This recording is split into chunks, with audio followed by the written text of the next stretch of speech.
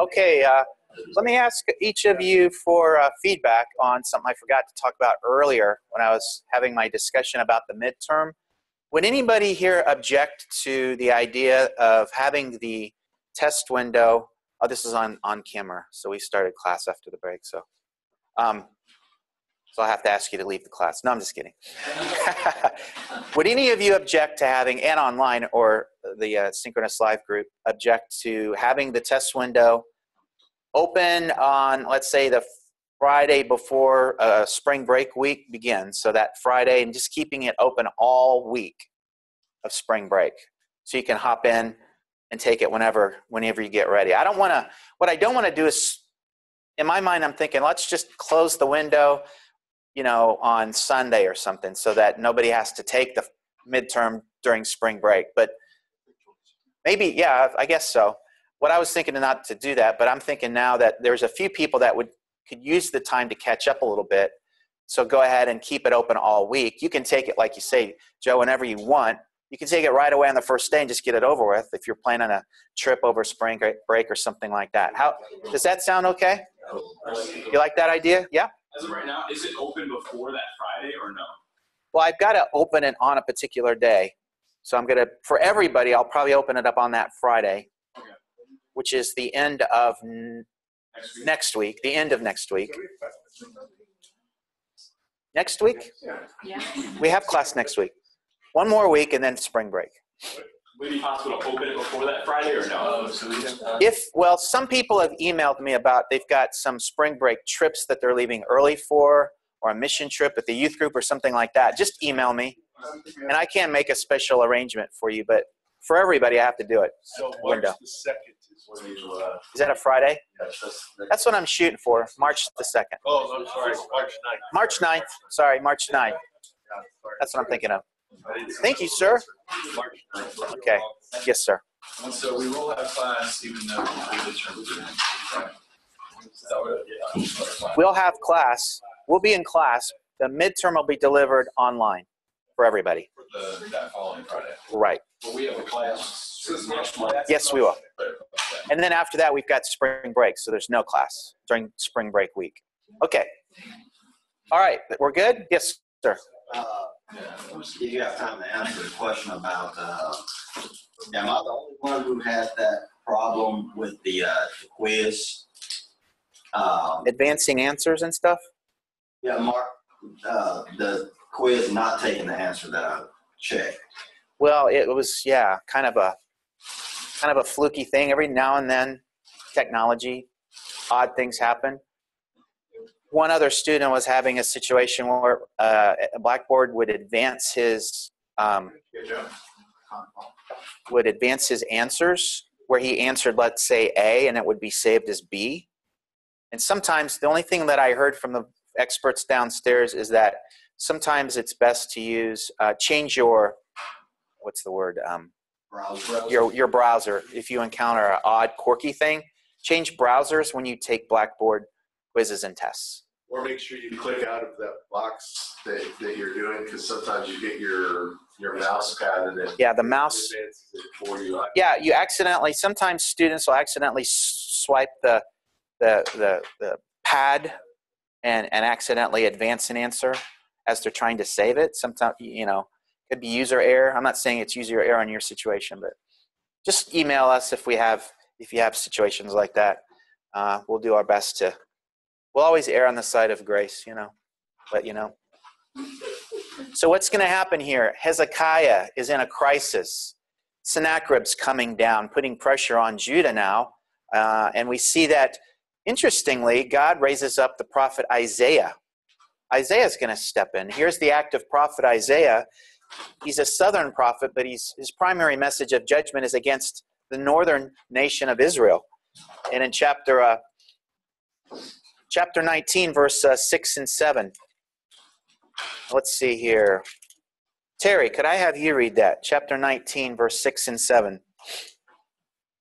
Isaiah said to them, "Thus you shall say to your master, thus says the Lord, do not be afraid of the words which you have heard, with which the servants of the king of Assyria have blasphemed me. Surely I will send a spirit upon him, and he shall hear a rumor and return to his own land. And I will cause him to fall by the sword in his own land. So we see a little bit of the sovereignty of a holy God kicking in here. Sennacherib's going to have a future, and the Lord's sovereign over all nations. We're going to see what happens, the aftermath. Sennacherib's going to return a reply just a few verses down in verse 10. Thus you shall say to Hezekiah, king of Judah, do not let your God in whom you trust deceive you, saying Jerusalem shall not be given into the hand of the king of Assyria. The utter cockiness of this Assyrian king, seeing if he can mock, kind of like we're back to the battlefield of David versus Goliath almost here. Behold, you have heard what the kings of Assyria have done to all the lands. Yeah, we have a reputation, destroying them completely. So will you be spared? Did not the gods of those nations which my fathers destroyed deliver them, even Gozan, Haran, and Rezeph, and the sons of Eden who were in Telassar? Where is the king of Hamath, the king of Arphad, the king of the city of Sepharvaim, and of Hena, and of Ivah? All these cities that end in Ah.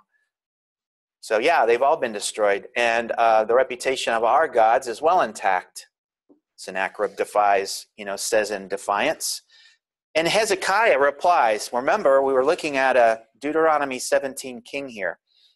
And how he replies is very interesting. In chapter 19, in verse 15. Like what we saw with King David.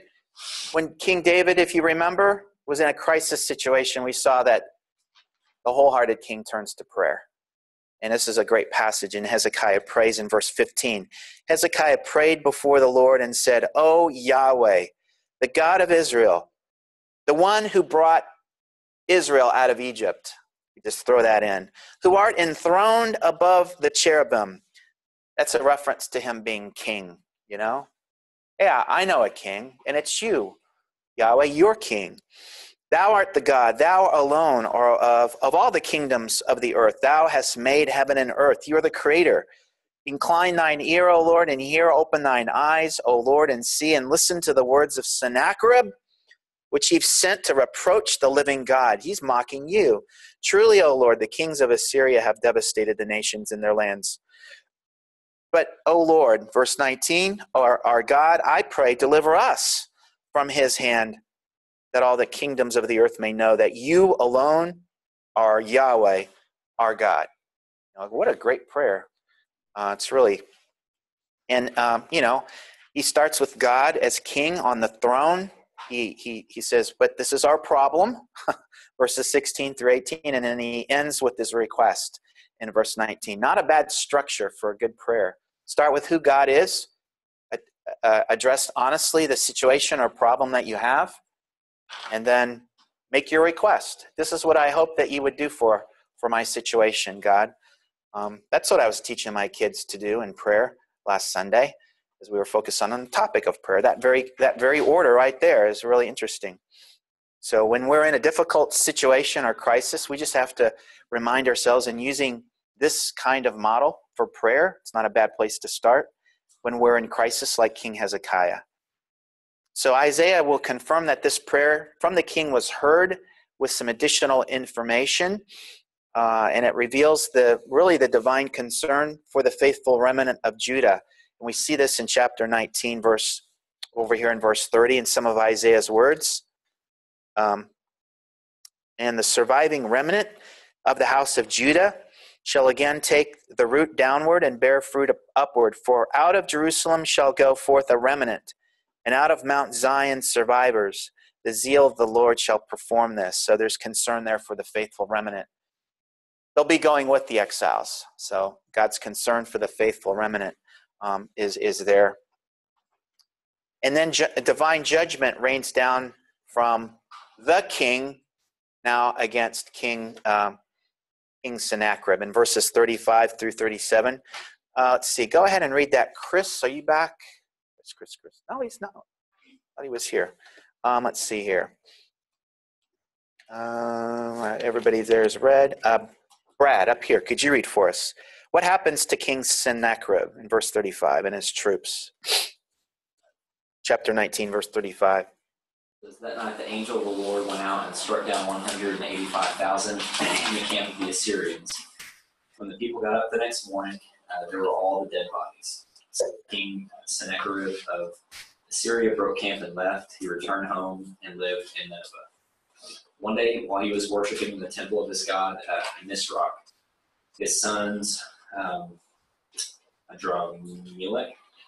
Adramelech and Sharazar struck him down with a sword and escaped to the land of Ararat. This his son Esarhaddon became king in his place. Esarhaddon, yeah, he becomes the next Assyrian king. So it's what was prophesied, and what the prophet Isaiah says. The Lord speaks through Isaiah and encourages the king, and this is what happens. So history kind of catches up with the prophecy at this point. But what happens, and there's just a little bit of blemish, not unlike what we saw with King David, but here at the end in chapter 20, we have a little bit of foreshadowing here. King Hezekiah, he's going to be a little prideful here. You might think of it that way. Verse 12. At that time, Berodach Baladan, a son of Baladan, king of Babylon, I did pretty good. I'm going to give myself an A for that, sent letters and a present to Hezekiah, for he heard that Hezekiah had been sick. Hezekiah listened to them and showed them all his treasure house, silver and gold and the spices, precious oil, all the good stuff. There was nothing in his house, nor in all of his dominion, that Hezekiah did not show them. Really? You really want to do that? Who is this guy? Where is he from? So Isaiah came and says, King Hezekiah, what did these men say, and from where had they come to you? And Hezekiah said, they've come from a far, far country. I'm thinking of the beginning credits of Star Wars movies in a distant galaxy far, far away. They've come from Babylon. So there's a warning shot that the author of Kings, in his evaluation of King Hezekiah, knowing everything that happened, again, here's a little clue. Oh man, why did he do that? So we have a little blemish, not unlike King David taking the census, near the end of his reign as king. So that's what we have. And Isaiah is going to deliver a critical response from the Lord and a rebuke, and we can read that in verses 14 down through verse 18. He's going to talk about and say, well, there's going to be an exile for you too, for Judah, and it's coming. So already there's some fractures in the even in the southern nation of Judah. What's interesting about the Sennacherib crisis is it offers archaeology offers us a little glimpse into the preparations that King Hezekiah was doing in and around the city of Jerusalem as king. So you can go over there and see some of these things. On the left, you can, and they're referred to in the evaluation in chapter 20, verse 20. Now the rest of the acts of Hezekiah and all of his might, and how he made the pool and the conduit and brought water into the city, are they not written in the book of Chronicles of the kings of Judah? So archaeologically, we see two things that are evident and attributed to the hand of Hezekiah. One is his reinforced wall. We call that the Hezekiah reinforced wall. And the problem is, you see all the city buildings or households built in and around the area. The problem that archaeologists have is that everybody owns land, and they're not willing to give up their land. So only portions of the wall have been exposed. That's Hezekiah's wall. And over here is the tunnel. And I'll show you a side view of it. It's pretty monumental. What Hezekiah did is he inscripted chisel experts to chisel and route out a hole underneath the city out to the Siloam pool, which was behind walls as well. But you see the pool at the very lower left. But that gives water into city center in the case of a siege. So it was strategic to keep that clean water supply coming to your people. At least the water wouldn't run out, right? And that was a strategy that King Hezekiah had employed in preparation for the Assyrian crisis. What's interesting is that that's not all that we have from that pool, the Siloam pool. We have, this is called the Siloam inscription. And this was left behind by the workers, the guys that actually did the chiseling underneath the city, carving out that tunnel. And it says, and kind of, you see it's kind of fragmented there, but and you get the spirit of kind of like the history of our country, the joining together of the west and east when the railroads connected, right? Guys are working from this end, guys are working from this end, chisel away. Hey, I'm hearing something. We're getting close, guys. Here it is. And this is the way in which it was cut through. While blank, blank, blank, or still axes each man toward his fellow. And while there was still 3 cubits to be cut through, there was heard the voice of a man calling to his fellow, for there was an overlap in the rock on the right and on the left. And when the tunnel was driven through, the quarrymen hewed the rock, each man towards his fellow, axe against axe. And the water flowed from the spring toward the reservoir for 1,200 cubits, and the height of the rock above the heads of the quarrymen was 100 cubits. You have a lot of details there. They're engineers. They're workers. Those are the details that matter. So it's really interesting. All right, so Manasseh will take over after Hezekiah. 2 Kings chapter 21, beginning in verse 1. Let's see, Jessica, would you read for us? Chapter 21, verse 1 through, well, I won't let you read the whole thing because you might get struck by lightning, but go ahead and start reading in verse 1. Manasseh was 12 years old when he began to reign, and he reigned 55 years in Jerusalem. His mother's name was Hephzibah, and he did what was evil in the sight of the Lord, according to the practices of the nations whom the Lord drove out before the people of Israel. For he rebuilt the high places that Hezekiah his father had destroyed, and he erected altars for Baal and made an Asherah, as Ahab, king of Israel, had done, and worshipped all the hosts of heaven and served them. And he built altars in the house of the Lord, of which the Lord had said, In Jerusalem will I put my name. And he built altars for all the hosts of heaven in the 2 courts of the house of the Lord. Stop. Don't want you to get in trouble. He's one of those kings that got back into the worship of the pagan god Moloch, passing the children through the fires of Moloch. You know, that goes all the way back to, was it Leviticus 16 or 19? Moses warned against this even before Israel gets to the promised land, right? We remember that. And now they're actually employing it. And it's led politically, modeled by the king. So this is anti-Deuteronomy 17, 14 through 20 king is Manasseh. Notice the reference in the author. The author here gives us, theology here. Verse 4, which the Lord had said, in Jerusalem I will put my name. That goes back to Moses again, Deuteronomy 12. It's the center place, the central location for the name of Yahweh. Yahweh will choose the place for my name. He's going to choose the place for his name. So it's Jerusalem, and it's the city that's set as the center of the name and reputation of Yahweh. The fullness of his reputation is supposed to be on every billboard being viewed by everybody watching, but it's not. They've turned it upside down, see? So it's the name and reputation of the Lord that's at stake as part of what's going on behind the scenes and under the hood here. All right. And then we have a couple evil kings later, and then we have another good king, chapter 22. Josiah will take over, and we read about him in verse 1 and 2. He was a young king when he got his start. Let's see, Daniel.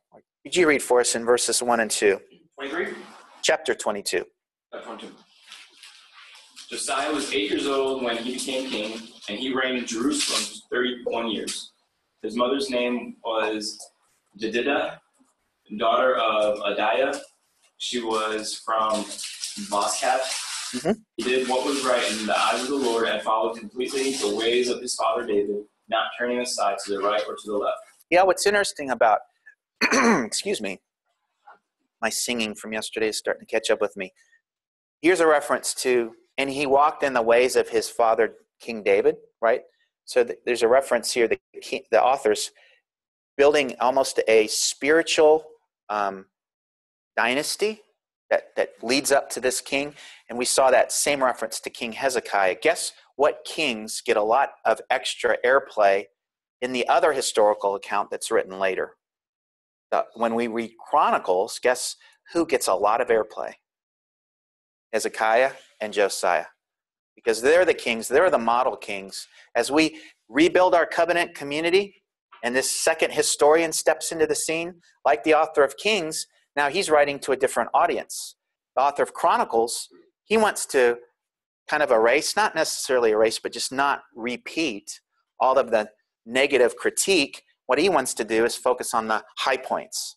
So now he's going to focus on certainly King David and aspects of King Solomon and Hezekiah and Josiah. You see a lot more extra things that the author of Chronicles gives, and we'll study that at the end of this semester. We'll come back to that point.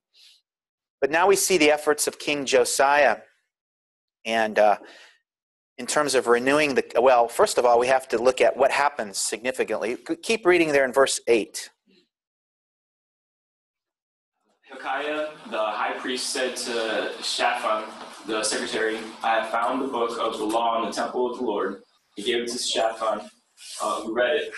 Then Shaphan, the secretary, went to the king and reported to him, your officials have paid out the money that was in the temple of the Lord and have entrusted it to the workers and supervisors at the temple. Then Shaphan, the secretary, informed the king, Hilkiah, the priest has given me a book. And Shaphan read from it in the presence of the king. When the king heard the words of the book of the law, he tore his robes. He gave these orders to Hilkiah the priest, Ahikam, son of Shaphan, Akbor, son of Micaiah. You could stop. I know it's painful. Somebody had emailed me, hey, is there a kind of a website I can go to and learn how to pronounce all those hard to pronounce Hebrew terms and words and names of people and places? And I actually found one that actually helps you to pronounce words, but they're a little tricky. But you see there, how does a good king respond when he finds out why, what's around the corner? Why is there pressure from the north? Why are the Babylonians threatening to invade Judah? And this is how the king responds. He tears his clothes, which is, that's when he's doing that. What is he doing, right? There's just mourning, grieving, it's kind of like that response when you respond to sin that way is what the king's doing here. So he's going to bring that spirit into his whole kingdom. And over in chapter 23, we see King Josiah renewing the covenant with this people. And I love the details of this passage here. Let's see. Let's have 1 through 3. See, West in the back, could you read chapter 23, 1 through 3? Then the king sent, and all the elders of Judah and Jerusalem were gathered to him. And the king went up to the house of the Lord, and with him all the men of Judah and all the inhabitants of Jerusalem, and the priests and the prophets, all the people, both small and great. And he read in their hearings all the words of the book of the covenant that had been found in the house of the Lord. And the king stood by the pillar and made a covenant before the Lord to walk after the Lord and to keep his commandments and his testimonies and his statutes with all his heart and all his soul, to perform the words of the covenant that were written in this book. And all the people joined in the covenant.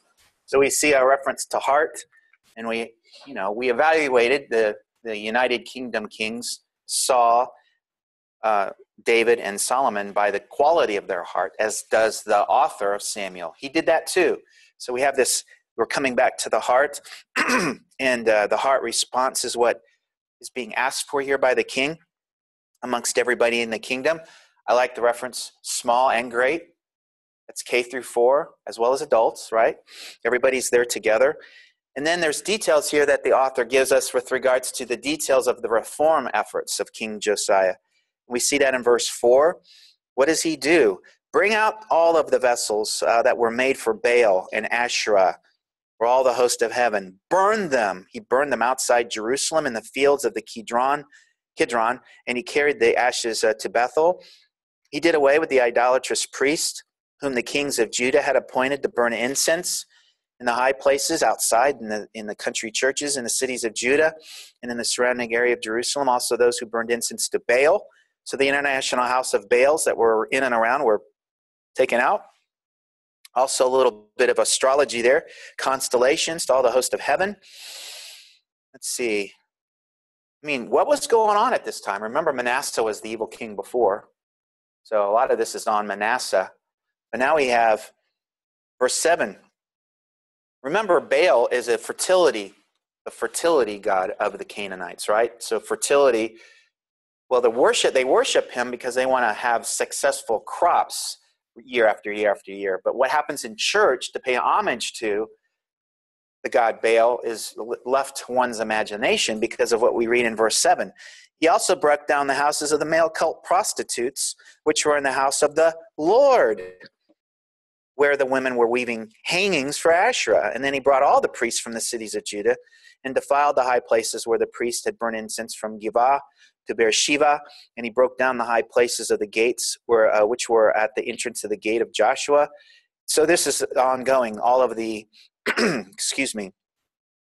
Verse 10, he also took care of what was going on in the first church of Moloch. He also defiled Topheth, which is in the valley of the son of Hinnom, that no man might make his son or his daughter pass through the fire of or for Moloch. So there you go. Moloch keeps coming back. It's just a reminder, as I've said before, paganism at its root is really dead set on destroying the image of God in human beings through death, through redefinition, through distortion, and all of their various ways that it's, and it's alive and well in our modern day. So after all, let's see.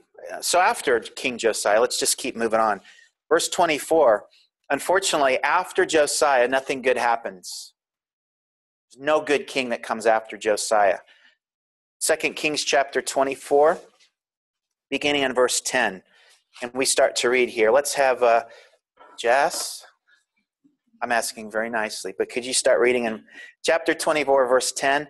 And we read about now what happens to Jerusalem with the Babylonians. Go ahead there. Verse 10. Of the tender servants of Nebuchadnezzar, king of Babylon, went up to Jerusalem, and the city came under siege. And Nebuchadnezzar, the king of Babylon, came to the city while his servants were besieging it. And Jehoiachin, the king of Judah, went out to the king of Babylon, and his mother, and his servants, and his captains, and his officials. So the king of Babylon took him captive in the 8th year of his reign. And he carried out from there all the treasures of the house of the Lord, and the treasures of the king's house, and cut in pieces all the vessels of gold, which Solomon, king of Israel, had made in the temple of the Lord, just as the Lord had said. Then he led away into exile all Jerusalem, and all the captains, and all the mighty men of valor, 10,000 captives, and all the craftsmen and the smiths. None remain except the poorest people of the land. Yeah, I kind of trace my heritage back to this verse. The smiths, get it? I'm just kidding. Now, they're the craftsmen, they're the skilled workers, the people who were really smart or had particular skill that taken back to Babylon, they could be put to work to serve to help the economic machine of Babylon be even more successful. So we know that this deportation happens in about 3 different phases. And, I don't think this will be on your midterm. I'm just, the dates are important because they kind of give you a kind of a picture of what's leading up to the all-important date that we have, the fall of Jerusalem in 586. But it all starts in 605 BC. So who goes in the first deportation is Daniel and his friends. So they're going to go and he's going to start serving because he's one of the wise guys. And he's going to serve in the court of the king of Babylon. And then in the second deportation, right in between in 597, we've got our good friend, I want to write Ezekiel. No, it's Ezekiel. 3 Ezekiel. No, I wanted to write it backwards because I'm speaking Hebrew. So Ezekiel 597 is going to go. And then finally in 586, Jerusalem's destroyed. But there's prophetic activity all along because Jeremiah is going to stay back by choice in Jerusalem to care for who we read about here, the poorest of the poor. Those are the ones who stay back. Now, Jerusalem's going to, the people around Jerusalem who are going to be the field workers, they're going to be left behind to take care of the vineyards because that produce will be, sold and will benefit Babylon. So the grain and stuff that can be transported over a distance back to Babylon. So Jeremiah will be with a lot of those folks until they literally kidnap him and take him to Egypt. So that's a whole nother story. All right, so let's see. I want to end our discussion on 2 Kings here pretty quick. But what I want to do here is look at the very end. In chapter 25, we see some of the details given here with regards to the destruction of Jerusalem, beginning in verse 8. And again, if you think about the audience of the author of Kings and how he ends his book, this is an important question. Might come back sometime soon. But it's an important question. It's really interesting to me, is not only the details of that we have of the destruction of Jerusalem. Think about it. This was your precious capital city, and now you're back in exile, and time has passed. The author of Kings has finished his history, and he's now put it in the library, made it publicly accessible. Everybody's like, oh, and they read this. This is an invitation to mourn and grieve loss. You're remembering the details of something that was very precious to you. Now, on the 7th day of the 5th month, which was the 19th year of King Nebuchadnezzar, what did he do? He burned the house of Yahweh, verse 9, the king's house, and all the houses of Jerusalem. Yeah, I owned one. Every great house he burned with fire. So all the army of the Babylonians, the Chaldeans, who were with the captain of the guard, broke down the walls around Jerusalem. Then the rest of the people who were left in the city, and the deserters who had deserted to the king of Babylon, and the rest of the multitude, Nebuzaradan, the captain of the guard, carried away into exile. But the captain of the guard left some of the poorest of the land to be vine dressers and plowmen. So this is what we see with regards to the destruction of details here given with regards to the destruction of the temple. And they make a kind of a puppet governor, Gedaliah, here at the end. So the questions that this group would have been asking, I'm thinking of the group now that's in exile. Now that Jerusalem has been destroyed, they're reading this and they're asking these questions. What about the promises of the Davidic covenant? What about the promises that God made to Abraham? Will we ever be a nation again? Will we ever have a king again? Who will be that king? We thought it was going to be Josiah for a while there, but that ended, after that we kind of spiraled down quickly. And this is the kind of thing that we are wondering. These are the questions that this group is asking. So we jump ahead. I'll give you an example of what this looks like in God's attempt to minister to this group who's asking these questions. Let's see, Jeremiah 29. Let's turn there. While Jeremiah is ministering to this group of the poorest of the poor back in Jerusalem, he actually writes a letter intended for the exiles. So with it, Ezekiel, he's co-ministering to these exiles. And in chapter 29, let's see here. Patrick, could I have you read starting in verse 1 until I tell you to stop there? These are the words of the letter that Jeremiah the prophet sent from Jerusalem to the surviving elders of the exiles, and to the priests, the prophets, and all the people whom Nebuchadnezzar had taken into exile from Jerusalem to Babylon. This was after King Jeconiah and the queen mother, the eunuchs, the officials. Just you can go skip down to the actual message in verse 4. Sorry. Appreciate that. Yeah, no problem. All right. Thus says the Lord of hosts, the God of Israel, to all the exiles whom I have sent into exile from Jerusalem to Babylon. Build houses and live in them. Plant gardens and eat their produce. Take wives and have sons and daughters. Take wives for your sons and give your daughters in marriage, that they may bear sons and daughters. Multiply there and do not decrease. But seek the welfare of the city for I have sent you into exile, and pray for the Lord on his behalf. For in his welfare you will find your welfare. For thus says the Lord of hosts, the God of Israel, do not let your prophets and your diviners who are among you deceive you, and do not listen to the dreams that they dream, for it is a lie that they are prophesying to you in my name. I did not send them, declares the Lord. Except Ezekiel. But go ahead. Verse 10. For thus says the Lord, when 70 years are completed for Babylon, I will visit you, and I will fulfill to you my promise and bring you back to this place. For I know the plans I have for you, declares the Lord, plans for welfare and not for evil, to give you a future and a hope. You keep reading. Then you will call upon me and come and pray to me, and I will hear you. You will seek me and find me. When you seek me with all your heart, I will be found by you, declares the Lord. And I will restore your fortunes and gather you from all the nations and all the places where I have driven you, declares the Lord.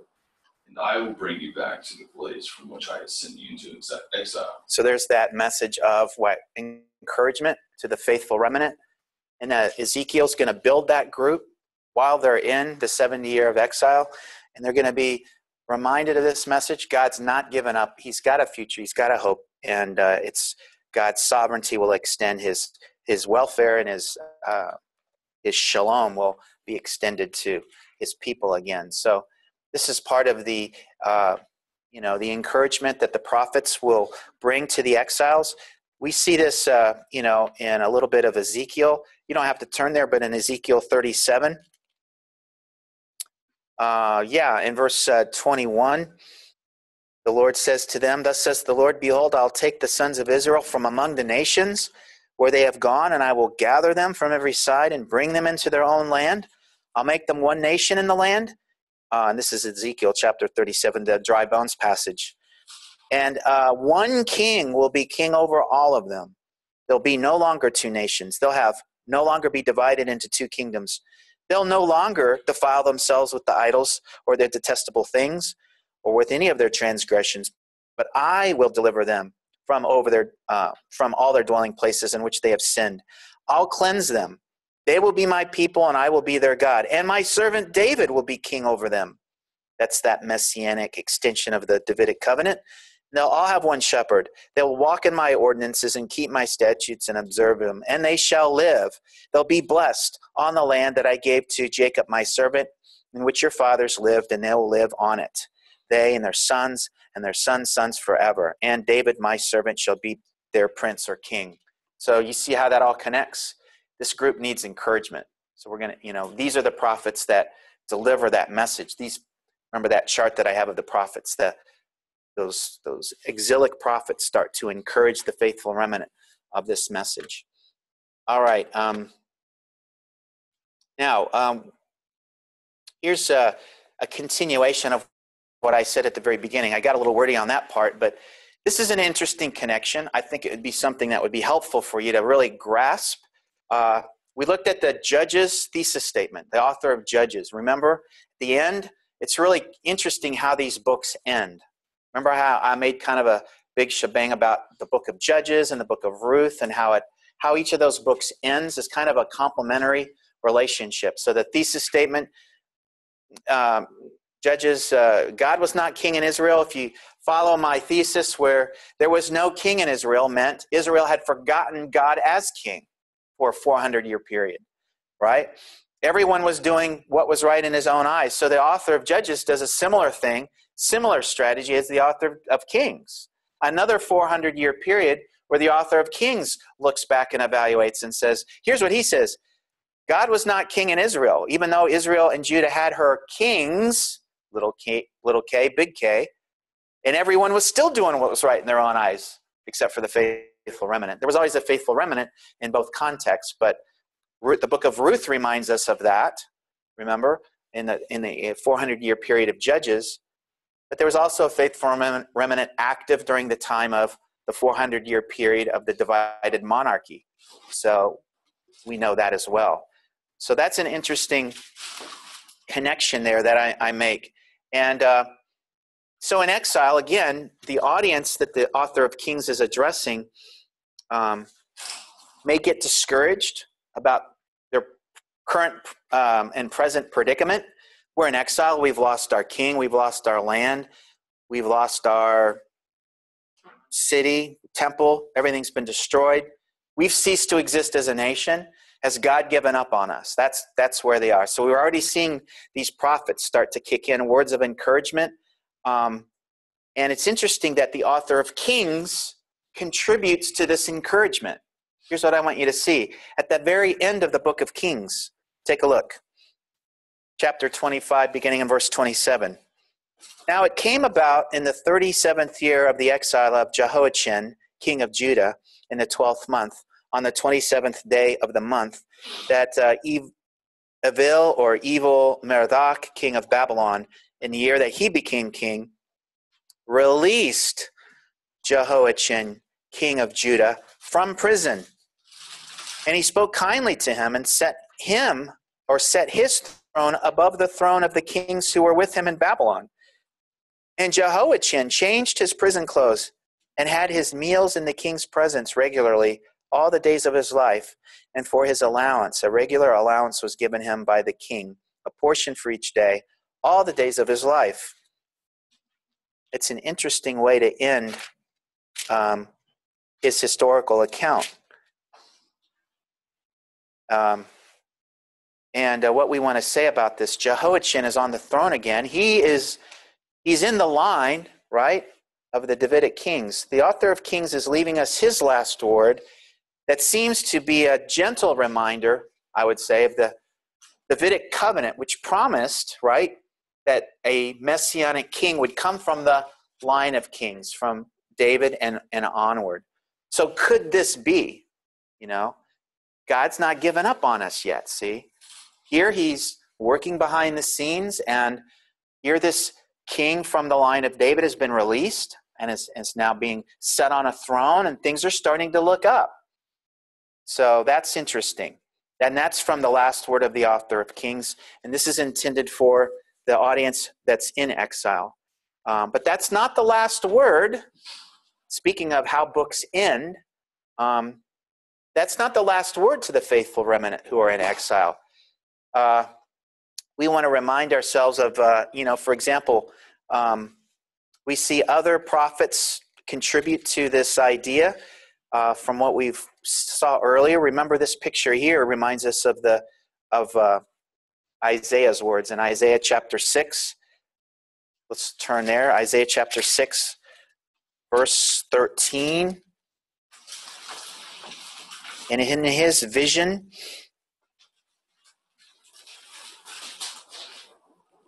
so we have this theme that emerges here in verse 13 in chapter 6 of Isaiah. Yet there'll be a 10th portion in it, and it will again be subject to burning like a terebinth or an oak, whose stump remains when it is felled. The holy seed is its stump. So the seed, the promised seed, the Davidic covenant, the eternal everlasting seed that will eventually get us to the Messiah is what we have. This gets repeated in Isaiah chapter 11, verse 1. And then a shoot, so this idea of the shoot will spring forth from the stem of Jesse, and a branch from its roots will bear fruit. So it's this shoot that's going to come out of the felled tree and start to grow again. And that comes from 2 Samuel chapter 25, verse 5. 2 Samuel chapter 23, verse 5. So let's just remind ourselves again of, we looked at this before, 2 Samuel from David himself, and he puts it in his song, one of his tribute songs in chapter 23, verse 5. Truly is not my house so with God, for he has made an everlasting covenant with me, ordered in all things and secured for all my salvation and all my desire will he not indeed make it grow. So there's a reference of the growth that will be coming as a result. And there it is in that picture. This is the shoot that refers to the Davidic line. Which is funny when you think of what John the Baptist warns the people of Israel, that the axe is already at the root. ready to cut the tree down if it doesn't keep with bearing fruit. It sounds very like this root that's fixing to get cut, but a new shoot's coming from. Yeah, okay. Well, let's go to the end. So now we've talked about the ending of the book of 2 Kings, or the author of Kings, how it ends with this, reference to there's still hope. There's still activity in the promise that God had made that one from the line of King David will come on the scene and become a king again. We're waiting for this king.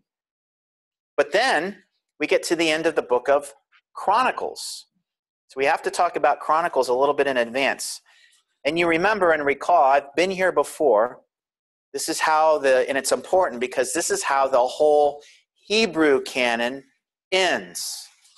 Remember the Hebrew canon, the arrangement of the books of the Old Testament according to the Jewish canon, the Bible that Jesus read and Paul read in the New Testament, and was all up to the time of Reformation when things got moved around a bit. But 2 Chronicles was how the Hebrew canon ends.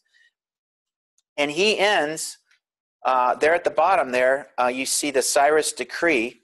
And if you turn to Chronicles chapter 36,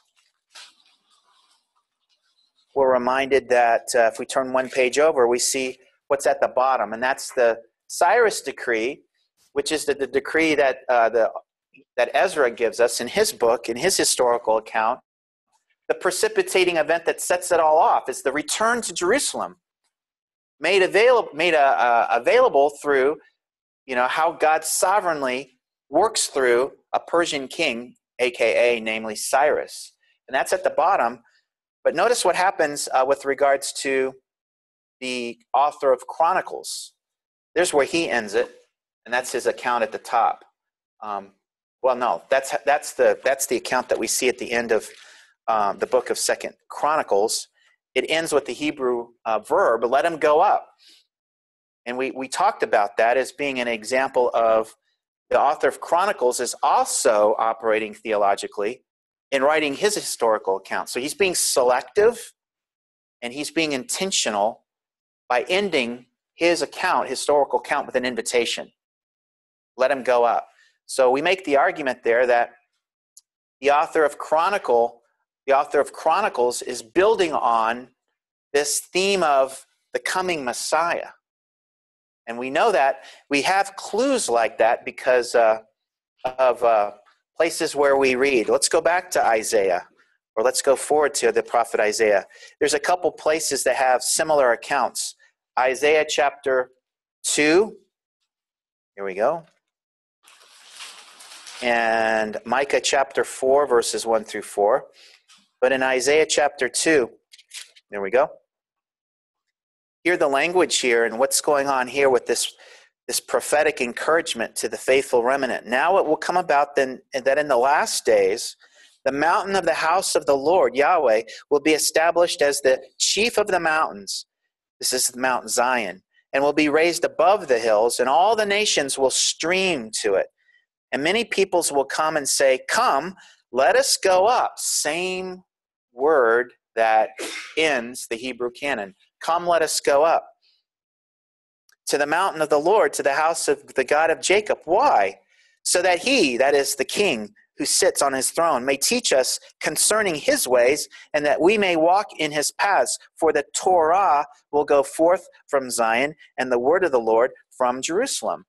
So we see that repeated in Micah chapter 4.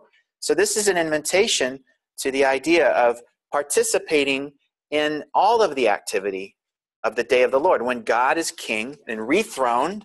So this rethronement idea comes back. And I think this is the idea. So if you talk about how these books end on this theme of king, for example, you've got Judges, which speaks to this idea, a period of time when God was forgotten as king, and the book of Ruth, which ends with a reference to this messianic genealogy leading up to King David, and which reminds us of the Davidic covenant. And in the middle of all of this, Nathan speaks to King David and says, from your line, King David, will emerge a king. and he'll establish an everlasting kingdom, which now we start to see become the foundation for this prophetic encouragement. So prophets like Isaiah and Micah and all of these prophets that speak of the day of the Lord bring in this idea. When will God be rethroned as king? Well, it's going to happen when a Davidic king comes, and that's the Messiah. Interestingly, he's both God and man. He's the God-man king. And when he becomes throned or rethroned, then all of these things start to happen. And it's this picture here. And you see the nations of the world streaming up and the lion and the lamb laying down. Isaiah, this picture of peace and the waters that are flowing from the throne that are extending. What happened? Oh, sorry. Making fun of my picture? Can't believe it. Roman aqueducts, really? Oh, I don't know. Maybe it's a little bit. Well, there's some architecture there that's kind of part of the day of the Lord. I don't know. Yeah, right. So that's the picture. The blessings and the idea of the life and blessing that's going to extend as a fulfillment of the Abrahamic covenant and some of those things. So how this ends, how these history books end, is kind of interesting. All of these history books, you've got Judges, Ruth, the ending of Kings that we just saw, with a little bit of a messianic hope from the Davidic line. But we know that's not the end of the story, right? Because we get to Chronicles, which we'll eventually get to, but I'm jumping ahead because I want you to remember this for your midterm, is that how the Hebrew canon ends is the ultimate last word. Let them go up. Because that's an invitation to the day of the Lord, see? And that's a future day. So, all right. I'm tempted just to speak a little bit more, get started in wisdom books, and then let you off a little bit early today. Would that be fair? If anybody needs an absolute emergency break, you know how to get out the doors, and you won't offend me. Although I'll embarrass you. So, Wes, you're leaving now, so I'm going to embarrass you. Yes. Yeah, where are you going? I'm just kidding. All right. All right, so let's get started a little bit. Wisdom. No, that's okay. Okay. So some of you might be asking, so now we just broke away. So at this point, everybody, this is where the midterm is. All the material up until now is fair game for the midterm. All right? So again, as a way of review, just go back and read your notes and review the notes that I provide in the speaker notes in the PowerPoint slides. Just remember to activate that little icon that says notes, and that'll open up the window into a whole new world if you didn't know that. Those are really helpful. And it'll be an open book, open note, open Bible midterm. That's good to know too. As you prepare, that helps you to prepare as well. So, but if you do your preparation, you'll do really well. Okay, so we're making a clean break now. So I'm going to erase. Well, I can't because I don't have an eraser, so I'm not going to do that. My eraser's not here anymore. We need to email the AITS group and let them know. You need to get an eraser for this board. So why are we putting the wisdom books at this place in the class? And the reason I do this is just kind of an introduction. The wisdom books, what we're talking about, are probably what you're familiar with. The books of Psalms, Proverbs, Ecclesiastes, Song of Solomon, and the book of Job. These are all collections of what's called wisdom material. And the reason I want to drop it in right here is that we're very close to the history that we've just talked about with regards to the United Kingdom for 120 years and then 400 years of the divided kingdom. And it's in this period, this 520-year period, that we have these collections of books emerge. They're written, they're collected, they're used in the midst of the believing community.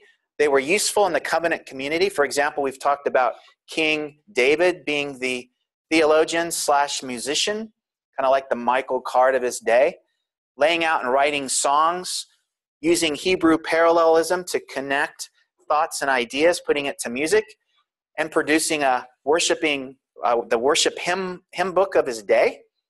Largely responsible for that. And that's what we have in the book of Psalms. And he's leaving that behind as a kind of a repository, as a deposit of rich theology to be sung by and intended for his covenant community. Solomon does the same thing. Even though we had kind of a negative evaluation of King Solomon with regards to how he applies his wisdom and the amassing of gold and the amassing of women, and having been misled into and led into the syncretistic lifestyle that he helped instill in the kingdom. But yet he's writing at the end of his life, if you remember, books like Ecclesiastes, which he goes back and even himself evaluates his own life, I would argue, and comes to the conclusion, hey, I pursued this, I pursued this, I pursued this. None of it got me to where I needed to go. It was all vanity or futility, kind of like the breath idea, and it's gone. The only thing that ultimately leads to the fulfillment in life is the fear of the Lord, is what he writes about, and that's how he concludes his book. And I think of the book Song of Solomon as a similar kind of book, written by King Solomon, looking back on his life of regret, but maybe picking a couple in his kingdom. We know very little about, but he's using them as an example of, here's what it looks like: a couple in love, doing it right, the celebration of romance. That's the book of Ecclesiastes. And then the book of Job, hard book to kind of drop into history, and scholars debate about where exactly it fits or where it was where did it get its start as a book that was benefiting an audience.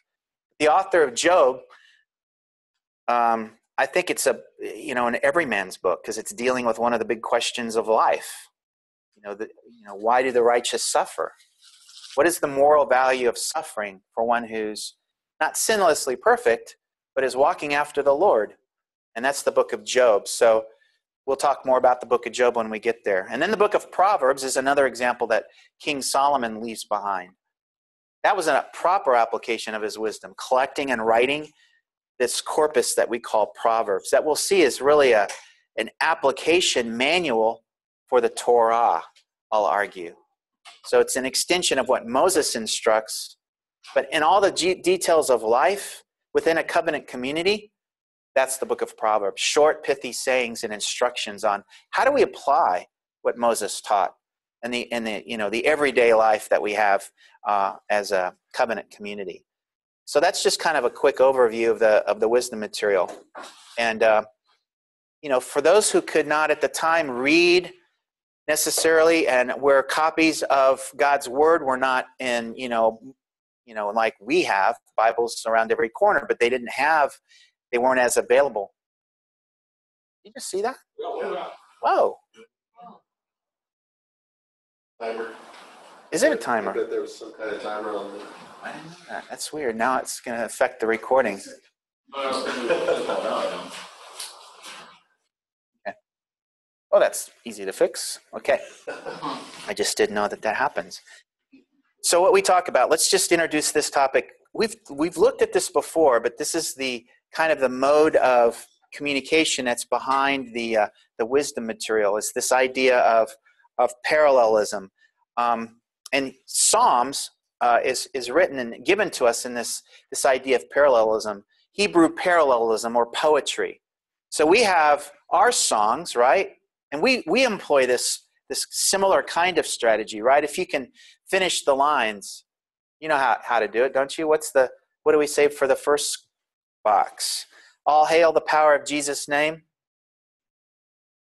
You know that song, don't you? You've remembered that. Blessed assurance, Jesus is mine. All right. Oh, 4,000 tongues to sing. Our great Redeemer's praise. When I survey the wondrous cross. You got to remember on which the Prince of Glory died, not the Princes of Glory died. So we fill that in. It's what our mind does. And what's interesting, when we worship, this is an interesting connection. I don't know if you've studied this in the school of church music or not, but it's interesting if you think about how our brains are wired. We just naturally think this way. We connect logically ideas. And in Hebrew parallelism, there's a similar kind of thing. And it seems to be that's how we're wired as human beings. We're uniquely wired that way for worship. Worship plugs in well with how we're wired. Have you ever thought of that before? I mean, I've got a dog who spends a lot of time running around a tree in my backyard, especially for the last 3 days. He's been wearing a hole of mud because of all the water that we've been having, trying to get a raccoon that's living in our tree. We've got a kind of a hollowed out portion of our big cottonwood, and this raccoon's up there probably having babies, which it did last year too, so it's probably come back to have a family again. But our dog keeps running around, and it's not worshiping. It's just wired to try to catch the critter, and it keeps barking, and it's annoying. But what do we do uniquely before God? We worship. We're wired to worship. And we sing songs because songs accommodate and fit well into how we're wired, so that worship is made possible for specific living critters on planet Earth, namely us, because my dog's not worshiping, this way. We're unique that way. So it's interesting. So let's look at this really quick here and then wrap up a little early. So this is an example out of Psalm 51 and Hebrew parallelism. And you could call it poetry, but it's a way of the authors of the Hebrew, the authors will organize their poetry or their parallelism and organizing it to be spoken and to be easily remembered. That's another thing that songs help us to do, written this way. So the lines that we see, if you think of it logically as you're reading in your English, be gracious to me, O God. So that's the first part. And then the parallel part, according to your faithful love. And then we have the next line, according to your abundant compassion. Then we have the next line, blot out my rebellion, and the parallel lines, wash away my guilt and cleanse me from my sin. So this is the way that you organize. In this first little pattern, it's in your textbook. It's called the ABBA pattern, or the ABBA pattern, or what's called a chiastic pattern. It's a way of connecting logical ideas. So then in this case, the two lines in the middle column, according to your faithful love, according to your abundant compassion, are together. And then the two on the extreme, be gracious to me, O God, blot out my rebellion, are related. So you study this more when you get into your Hebrew class, but it's really interesting. This chiastic pattern is very common because line A and the AA lines go together because they both request God to do something, and then you have the two middle lines, B and B, big B, little b, go together because they focus on some aspect of who God is. So if you connect the lines in a particular way, you see the pattern that emerges, and it's the way the author brings emphasis to what he's trying to convey. And if we compare the lines this way, we talked about this before, I think, you have three primary ways how the lines are compared. One is synonymously, where they're similar thoughts, only repeated, let's say, for emphasis. And then we have the example out of Psalm 1, verse 5. Therefore, the wicked will not stand in this judgment, nor sinners in the assembly of the righteous. So it's just a restatement. B is a restatement of A in the first part. Antithetic is very common, where the second line or even the third idea contrasts with the first idea. So here's the example out of Psalm 1:6. For the Lord watches over the way of the righteous, but, that's the antithetic part, but the way of the wicked will perish. So there's the contrast that's made. And then we have synthetic, which is where the second line advances or even further explains the idea in the first line. The example comes out of Psalm 103, verse 3. As a father has compassion on his children, more information. So the Lord has compassion on those who fear him. So you see the expansion of the idea is that the Lord here is acting as a father. And that's how the authors work in the Hebrew parallelism.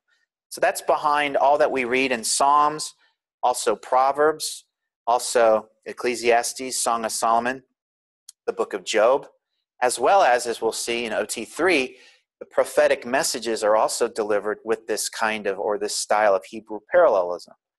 I think of, I've made this point before, of the prophets like Isaiah and Jeremiah as kind of like being spoken word street preachers, speaking their messages in a way that would have been common would have been easy to hear, and would have been in a way that would have given the audiences a memorable walk-away message, something that they could have, oh, I remember what he said, because that's just how the brain works again. So, all right, I think what I want to do is end here a little early, and we'll pick up with types of Psalms next week.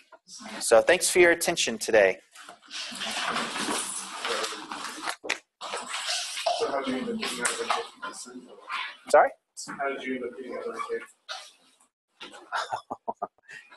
Gonna have to turn off my mic.